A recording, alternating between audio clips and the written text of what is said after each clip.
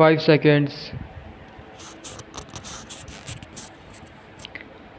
Mr.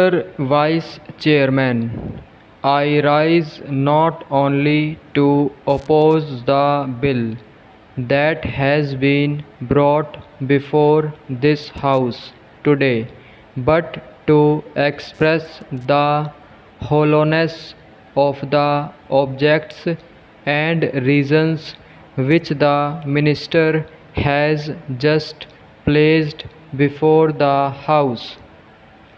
I come to the point, and I will have to give a little background because this is the first legislation of its kind in this country, which was brought forward in 1969. Former Prime Minister, while dissolving the Lok Sabha in December 1970 and calling for mid-term elections, addressed the nation on the radio, and one of the achievements she claimed was that the government had set up the Monopolies and Restrictive Trade Practices Commission to control concentration of economic power which had got concentrated in a few hands, and to go forward on the road to democratic socialism. After its enactment, this act has already been amended a number of times. In November 1980, this was the first amendment when they said that export production should be excluded from the purview of the total production taken because that does not affect the consumer as it goes out of the country.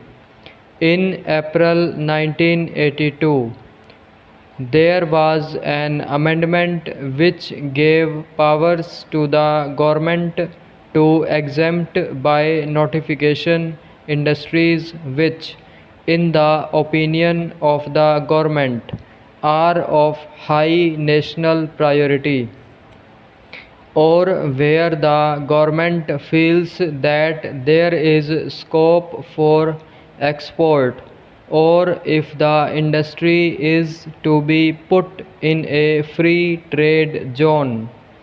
That was in April 1982.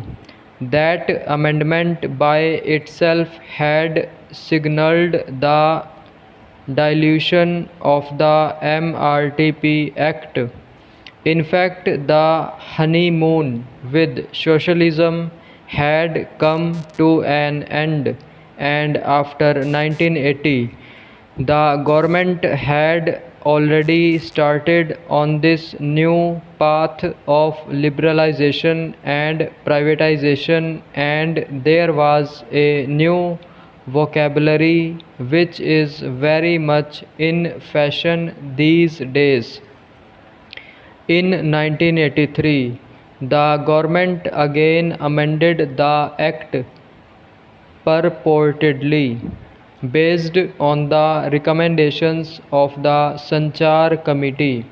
I will show you within the course of my speech how the government has ignored the major recommendations of the Sanchar Committee and accepted only those amendments which have suited this new role of liberation. At the outset, let me tell you that this bill before the House is the last nail in the coffin of the MRTP Act 1969. Sir, it would have been much more honest to bring a simple legislation saying that this House hereby repeals the MRTP Act 1969. That would have been a much more honest way of doing what we are today being asked to do. The minimum I expect from the minister is that an economic legislation or such far-reaching consequences should be referred to a select committee in this house and in the Lok Sabha also from time to of Pandit Jawaharlal Nehru. There has been a very healthy practice that every complicated piece of legislation is referred to a select committee. In recent times, the government has given a total go by to the system. Last year, both the houses of parliament passed the direct taxes bill without even understanding the clauses, and the government and parliament were embarrassed later because that cannot be implemented and it has to be amended again. Therefore, my humble submission to the Honorable Minister through you, sir, is to refer even at this stage the bill to a select committee in which there can be experts. There are eminent people on the treasury benches who have got a lot to say on this, and I would be most happy to have their views. But under the present system, they are unable to oppose the bill, and the bill will go through.